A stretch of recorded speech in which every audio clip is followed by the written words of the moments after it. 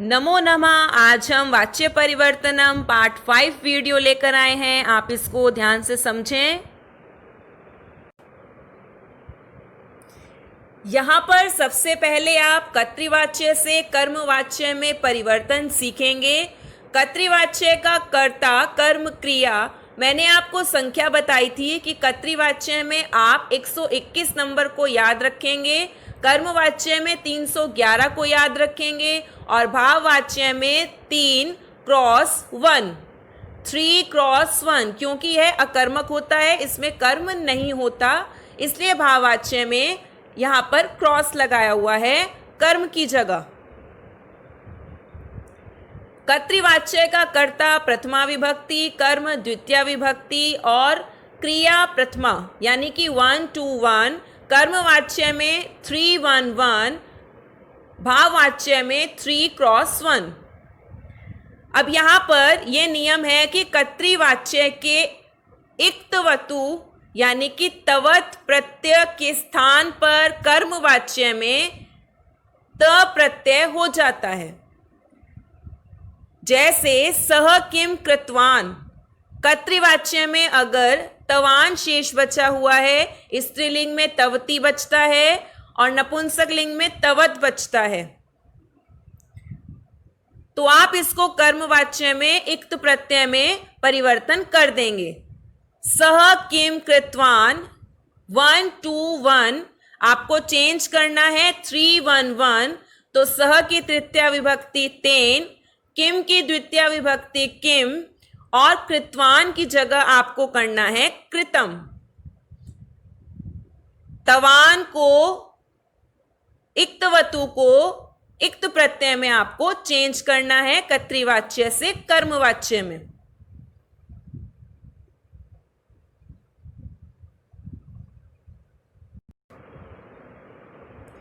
अब यहां पर कर्तृवाच्य से कर्मवाच्य में परिवर्तन करना सीखेंगे।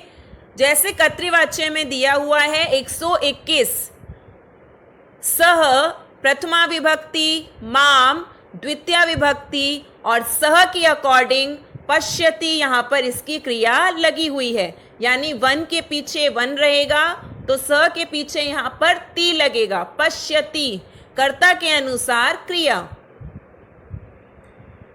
अब आप इसको चेंज करेंगे 3 1 1 में कर्मवाच्य यानी 311, सह की तृतीया विभक्ति। मैंने आपको वीडियोस में बताया हुआ है, जो मैंने पिछली पार्ट वीडियो आपकी अपलोड की हुई है, उसमें सह तौते, तम तौतान, तेन ताभ्याम तही, उसमें मैंने रूप लिखे हुए हैं, आप उनको एक बार और ध्यान से देख लें। सह की तृतीया विभक्ति एक वचन तेन, माम यहां पर दिया हुआ है, अहम आवाम वयम माम द्वितीय विभक्ति का एक वचन, तो आपको द्वितीय विभक्ति का एक वचन दिया हुआ है तो आपको प्रथमा विभक्ति का एक वचन लगाना होगा जो होता है अहम।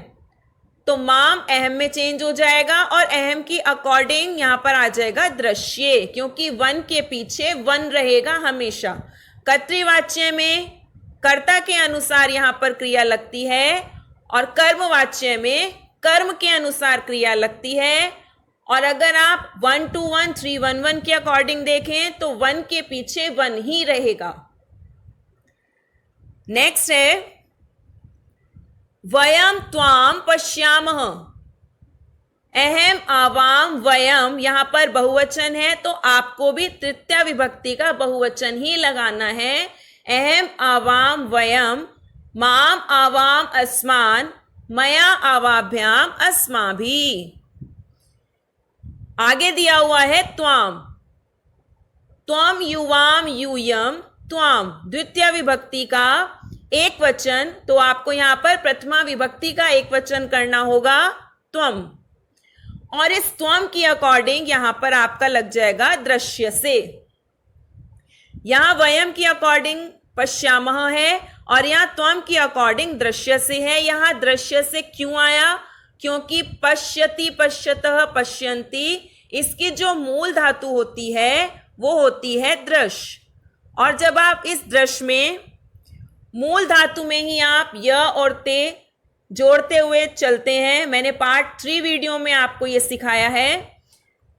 नेक्स्ट देखिए, बालकः वृक्षान गणयति, तो बालकेन वृक्षः गणयन्ते, वृक्षः की अकॉर्डिंग गणयन्ते, और ऊपर वृक्षान यहां पर द्वितीय विभक्ति का बहुवचन है, तो आपको नीचे प्रथमा विभक्ति का बहुवचन ही लगाना है। नेक्स्ट है ते माम पश्यतः। अब आप यहां पर देखिए, सह तौ ते पुल्लिंग में, ते बहुवचन में आता है प्रथमा विभक्ति, और सा ते ता स्त्रीलिंग में आता है द्विवचन। अब आप इसकी पहचान कैसे करेंगे? आप इसकी क्रिया देखेंगे। अगर ते के साथ यहां पर पश्यन्ति है तो यहां पर पुल्लिंग का प्रयोग हुआ है, और अगर यहां ते के साथ पश्यतः है तो यहां पर स्त्रीलिंग का प्रयोग किया गया है।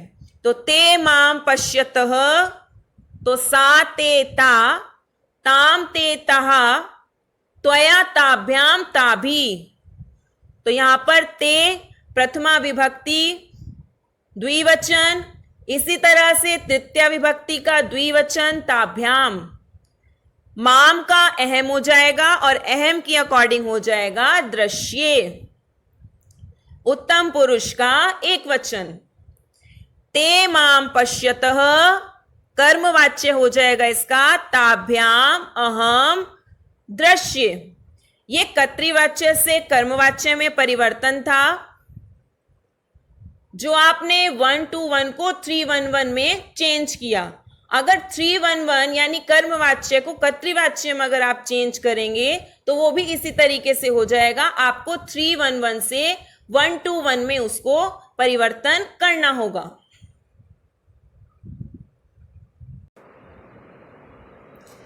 यहां पर आपको कर्तृवाच्य से भाववाच्य में परिवर्तन करना है, और भाववाच्य में कोई भी कर्म नहीं होता, अकर्मक होता है, इसलिए कर्तृवाच्य है सह तिष्ठति। तो इसका भाववाच्य बन जाएगा तेन स्थीयते, क्योंकि तिष्ठति की मूल धातु स्था होती है। अब उसी में ही य ते जोड़ते हुए चलेंगे। नेक्स्ट है आवाम हसावह। आवाम यहां पर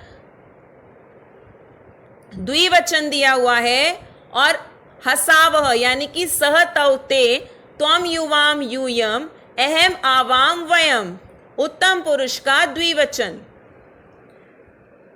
अब आपको इसको चेंज करना है। आवाभ्याम, आवाम द्विवचन है, अहम आवाम वयम, माम आवाम अस्मान, मया आवाभ्याम अस्माभि, आवाभ्याम की अकॉर्डिंग। और हसावह, हसावह की मूल धातु होती है यहां पर हस। तो भाववाच्य में मैंने बताया हुआ है आपको कि अगर इसका कर्ता द्विवचन या बहुवचन में भी हो तो इसकी क्रिया हमेशा एक वचन में ही जाएगी। आवाभ्याम यहां पर द्विवचन है, लेकिन इसकी क्रिया एक वचन ही लगेगी। आवाभ्याम हस्यते। नेक्स्ट है ते तिष्ठन्ति। अब यहां पर है पुल्लिंग स तौ ते, क्योंकि यहां पर तिष्ठन्ति दिया हुआ है तीतः अंति, तो बन जाएगा इसका सह तौ ते, तम तौ तान, तेन ताभ्याम तही, यानी कि तही। ये हो गया बहुवचन, लेकिन इसकी क्रिया हमेशा जाएगी एक वचन, तो तही स्थीयते। अगर आपको यहां पर भाववाच्य से कर्तृवाच्य में बदलना हो तो आप उन्हीं नियमों के अनुसार इसको बदल सकते हैं। अब आप एक यहां पर प्रश्न देखिए कि प्रदत्तेषु उत्तरेषु यत् उत्तरम शुद्धम अस्ति, दिए हुए उत्तरों में जो उत्तर शुद्ध है तच्चित्वा रिक्त स्थाने लिखत, तो उसको ढूंढकर रिक्त स्थानों में लिखो। आपको यहां पर कर्तृवाच्य, कर्मवाच्य और भाववाच्य इन तीनों के रूल्स पता होने चाहिए। तो यहां पर पहला सेंटेंस है त्वया पिता कथम। आप यहां पर पहचान करेंगे कि अगर क्रिया तीत अंति में आती है तो वो कर्तृवाच्य है, अगर क्रिया ते एते अंत्य में आती है तो वो कर्मवाच्य और भाववाच्य है। और यहां पर आप कर्ता भी देख सकते हो कि कर्ता यहां पर तृतीया विभक्ति त्वया दिया हुआ है, तो इसका मतलब, इसकी पहचान है कि ये कर्मवाच्य का सेंटेंस है। अब आप इसमें क्या करेंगे, त्वया पिता कथम, अब त्वया यहां पर 3 हो गया, पिता यहां पर 1 हो गया, और 1 की अकॉर्डिंग यानी कर्म की अकॉर्डिंग आपको इसकी क्रिया लगानी है। तो पिता यहां पर एक वचन है, तो इसका आंसर आ जाएगा स्मर्यते।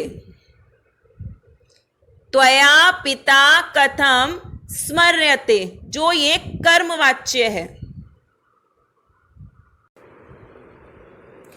सेकंड है यहां पर कन्याः फलानी। अब कन्याः से यहां पता चल रहा है कि यहां पर कर्तृवाच्य है, यानी कि 1 प्रथमा विभक्ति का बहुवचन लगा हुआ है, कन्या कन्ये कन्याः, तो इसका आंसर तीतः अंति में ही जाएगा। तो कन्याः अगर यहाँ पर बहुवचन है तो इसका आंसर अंति में जाएगा, तो इसका आंसर आ जाएगा खादंती, यानी कि 1 to 1 कर्ता के अनुसार क्रिया कर्तृवाच्य। कन्याः फलानी खादंती। थर्ड है शिष्यहि। शिष्यहि यहाँ पर तृतीया विभक्ति का बहुवचन है और इसमें कर्म नहीं दिया हुआ, तो इसका मतलब ये भाववाच्य है, और भाववाच्य का रूल है 3x1, यानी कि बहुवचन द्विवचन में होने पर भी कर्ता आप उसकी क्रिया एक वचन में ही लगाएंगे। तो शिष्य ही नमयते। यहाँ पर मेरी पार्ट 5 वीडियो कंप्लीट हो गई है। पार्ट 6 वीडियो जो आपकी वाच्य की लास्ट वीडियो होगी, उसमें हम बताएंगे कि आपके बोर्ड की परीक्षा में कितने नंबर के वाच्य आएंगे और किस तरीके से वाच्य आएंगे। वाच्य परिवर्तन करने के लिए आपको ये MCQ पैटर्न में भी आ सकते हैं, फिल इन द ब्लैंक्स में भी आ सकते हैं, सेंटेंसेस में भी आ सकते हैं। बस आपको इनके नियमों को और प्रथमा द्वितीय तृतीया विभक्ति को अच्छे से याद करना होगा। पार्ट 6 वीडियो में आपसे फिर मिलते हैं, तब तक के लिए धन्यवाद।